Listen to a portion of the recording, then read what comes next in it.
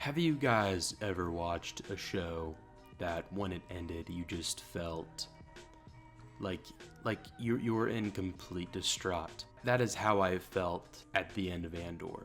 Andor is a prequel spin-off to Rogue One that was showran and I believe created by Tony Gilroy. And it is not only some of the best Star Wars of all time, but honestly some of the best television I've ever seen. For starters, the acting in this show is just phenomenal. I really can't think of a single bad performance in this show and I don't know any of the actors' names because I'm doing this totally off the dome, totally unscripted. This is just pure love and passion that's coming from my loins into the microphone. But yeah, I mean, every performance was just absolutely astoundingly good. I can't think of a single bad performance in this whole show. But what was really impressive to me was Cassian, because I'm gonna be straight up, I'm not a Rogue One fan. I remember when it came out and the visuals and the pure scope and scale of Rogue One was awesome, but all of the characters were not memorable. They were all very bland and poorly written, and that includes Cassian in that original film. But Andor just has the total opposite problem. Like, every single character, new and old, are so well written and totally well realized.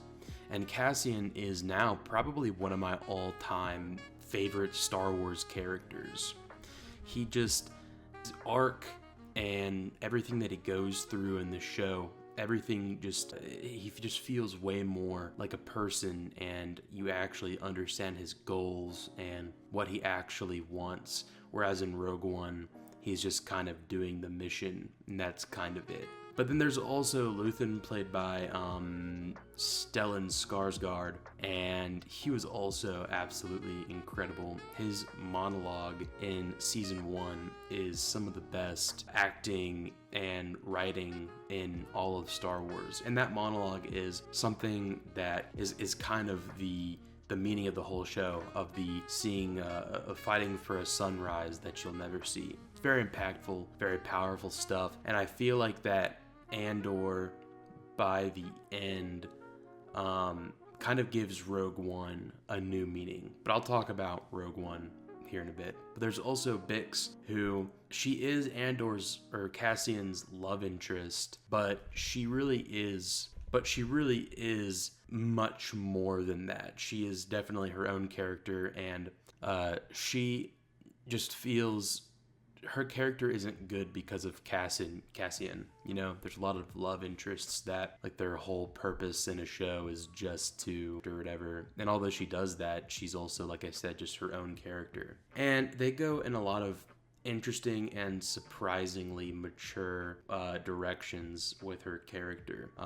Whenever she got tortured with, like, alien baby screams or whatever, just this weird kind of like psychological torture that she goes through. And, you know, by the end, like, this show, I feel like, does a better job of villainizing the Empire than, I don't want to get too hyperbolic, but honestly, maybe better than the original trilogy. Like, don't get me wrong, like, the Empire's evil in the original trilogy, but they go very far in this show. And I don't mean that. There's a lot of weirdos that have been talking about this show that have been like, oh, you know, you can't put rape in Star Wars, that's too much. And it's like, yeah, it is too much. It's really hard to watch that scene because, like, Bix is a good character, and, like, you'd hate to see anything wrong happen. It's just a very uncomfortable scene, and it made me hate the Empire more than any other Star Wars media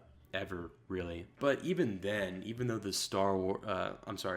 Empire is very highly villainized, there's still characterization with them. And I don't mean in the sense of giving the Empire some kind of stupid, sympathetic worldview, like, I don't know, Dave Filoni would probably do something stupid like that. I don't mean to dog on Dave Filoni, but he probably would, like, humanize the Empire in some kind of way. There's a lot of Imperial characters that you follow in the show that are main characters, and you do follow them and you do kind of care about them, but at the end of the day they're still villains and you still want them to lose. And of course I'm talking about Cyril and Dedra, two very good, well-written and compelling characters, a very unlikely romance between them as well. This is like a weird, sick, twisted relationship that they have.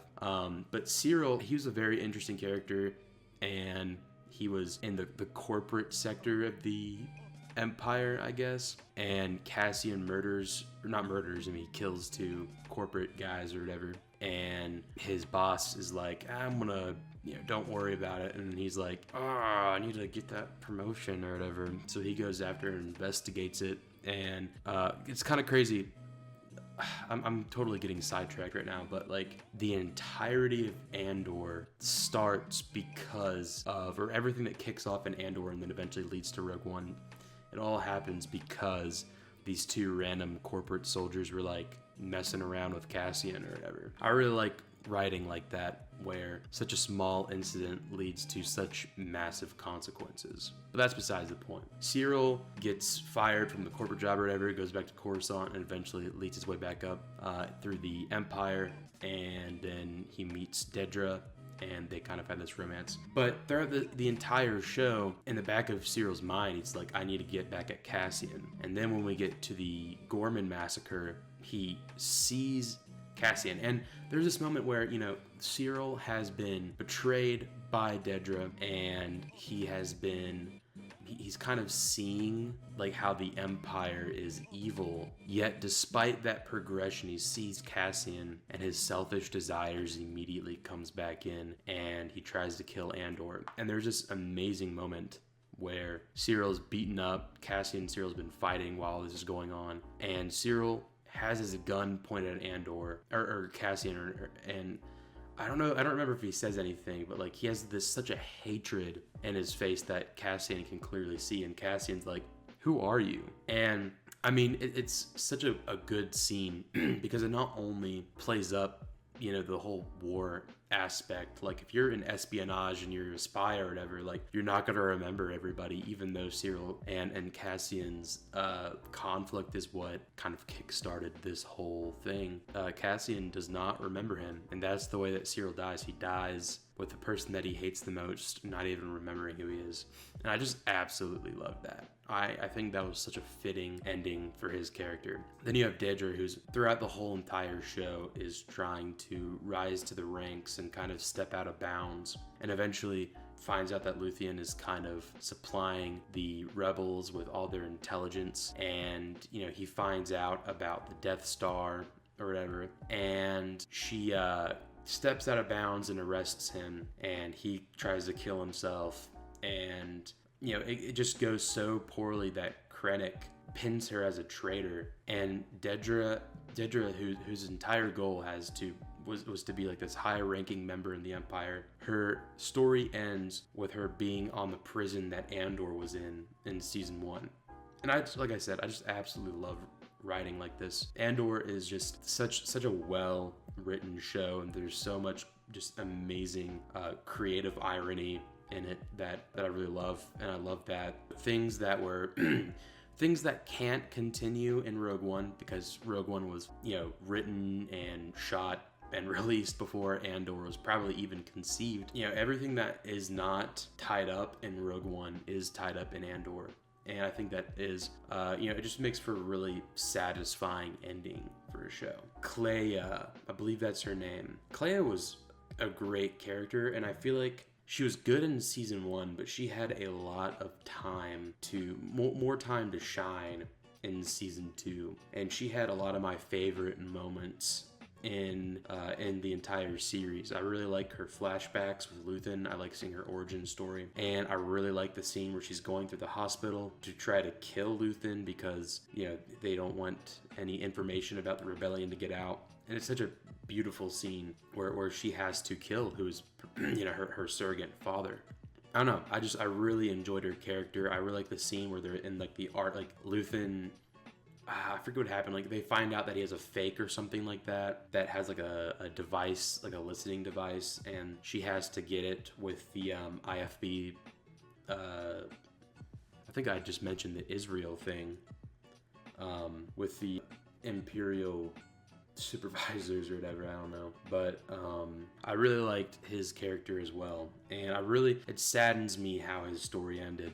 Obviously it makes sense considering how high risk he was, being that he was high up in the in the Empire or whatever, and he knew a lot about not only the Empire but the rebellion. And Luthen killing him was honestly probably a mercy killing, because the Emperor would have done way worse to him. But that's besides the point. I really like this character. He really had the most to lose out of everybody. But anyways, I'm kind of getting off track here. I loved seeing K2SO back. K2SO is by far, despite me not being a Rogue One fan, I am a K2SO fan, and seeing K2SO back was absolutely awesome, and he is just as good in Andor as he is in Rogue One. He has this really amazing hallway fight scene in one of the last episodes of the series, and he picks up the Imperial supervisor guy and uses him as a body shield, which was absolutely nuts to see. There's a ton of other characters that are only in one arc or are only in one storyline and aren't necessarily main characters. And I thought they were all great as well. It's crazy how not only the main cast has such amazing talent, but so does the supporting cast and, guest actors or whatever. Just the acting in this show is stellar. Some of the best acting in the entire franchise. Another thing I loved about this show is that it is very beautiful, and it takes you to all these planets and it lets you just appreciate the beauty. There's this one scene in season 1, and it's the heist arc, and there's just these asteroids or whatever, these shooting stars that are going through the sky, and it's just this absolutely wonderful shot. There's a lot of just amazing shots. This show is very well blocked, and just an amazingly shot show. And I think it kind of had to be because Rogue One was also shot so well, because that was shot by the great Greg Fraser. But yeah, and another thing that I really liked is that, when it comes to Star Wars, there is a lot of planet hopping, and that's kind of, what the series does. And what I really liked about Andor is that it takes you're in these planets and you get to know the culture of the planet and what the politics are in the planet. And I really like that. I love stuff like that, and I wish that we could get more stuff like that in Star Wars, where whenever we're in a planet, we just learn about it and know, how the culture is. Because after a while, every desert planet feels like Tatooine. And I feel like that it would be cool just to spend some time in these planets and to just see what's up, because Star Wars is such a vast universe. It's kind of a shame that we don't know a lot about these planets that are, some of these planets are essential to Star Wars lore, yet I feel like we know almost nothing about it unless you read the expanded media or whatever. But I really love how this show ended. It, like I said, just an amazing poetic irony to it, and I loved how the ending of the show, so Bix in the show leaves Andor because she's going to fight in the rebellion, but it turns out that wasn't true. She's actually pregnant with Cassian's child, and we find that out at the end of the series, and she's holed up on the planet where, and just a testament to her character that she had to go back to a planet where, a good friend of hers died, and where she was nearly raped by an Imperial officer. Just it says a lot about her character and how much she overcame throughout the series. The shot of her holding her son looking out into the sky kind of mirrors almost Cassian and Jin's death in Rogue One. And I love stuff like that. I love how there's this dialogue almost between Andor and Rogue One. It's like the iconic George Lucas quote where, it's poetry because it rhymes or whatever. And that definitely rings true with the relationship between Andor and Rogue One. Rogue One. Like I said before, I'm not a huge Rogue One fan. And even after watching Andor, I still would say that Rogue One is definitely lesser than other Star Wars media. But what I will say is that Andor definitely made Rogue One better, to the point to where I think that you can't watch Rogue One without watching Andor. It's definitely essential viewing. Whether or not you watch Andor before or after Rogue One, I feel like it's essential to see it to fully flesh out these characters and the story. Because I became my first time watching Rogue One post Andor, I became way more invested in Cassian and the story. I feel like that Andor just took everything that was wrong with Rogue One and made it good. And that's what all good prequels do. They take the source material and they make it better. I would put Andor up there with Clone Wars, Better Call Saul, and Red Dead Redemption 2 in terms of prequels and how it just makes the source material way better. I am a little bit upset because the original plan for Andor was for there to be 5 seasons, and Tony Gilroy says it's because of scheduling conflicts, but I'm pretty sure Disney just doesn't want to do like big multi-season shows because the streaming era has kind of killed that version of television. And I think that kind of leads to my only issue with Andor, and that's that season 2, despite being very good, and I'd say season 2 is better than season 1, despite everything good that season 2 does, I think that Andor as a whole, and this is gonna be crazy, especially when you hear my rating at the end, you're gonna be like, what? But I feel like Andor as a whole would have been made better if Andor was 5 seasons and not 2 seasons, because season 2, every arc jumps ahead a year, and I feel like maybe I'm just grouchy because I am sad that Andor's over, but I definitely could have gone for more Andor, and I feel like that the show would have benefited because of that.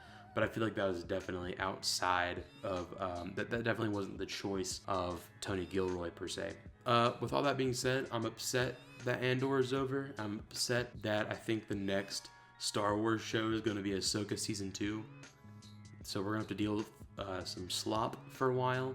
But Andor really is just one of those almost once in a generation type of shows, I guess. It's I'd put it up there as one of my favorite shows. And I'm not saying that lightly. I genuinely liked it that much. It's great. It's entertaining. It has a lot to say. I mean, a lot of the politics in this show ring true in modern day. So not only is it like a good commentary on Star Wars politics, but just regular politics. And yeah. Oh, Mon Mothma. She is a character that I knew pretty much nothing about. I mean, she was just in the original trilogy, and she was fantastic in the show. She's kind of almost co-leads with Cassian, and I really liked it when her and Cassian met. I really like the things that she does to help the rebellion, and I like how this show kind of not necessarily breaks canon, but kind of weaves around it in a way to where Andor has its Mon Mothma's speech. But they also mention later that she gives another speech for rebels. And I think that was a good way of making sure that the canon is intact, but just kind of making a more believable and honestly better version of what is already in existence. Anyways, I think that's about all the yapping I can do for today. I'm going to give Rogue One, I gave it like a 5 out of 10 initially, but I legit think that Andor made Rogue One a good movie. So I'm going to up it up to a 7 out of 10, and I give Andor a 9.5 out of 10. And there's not another human in view.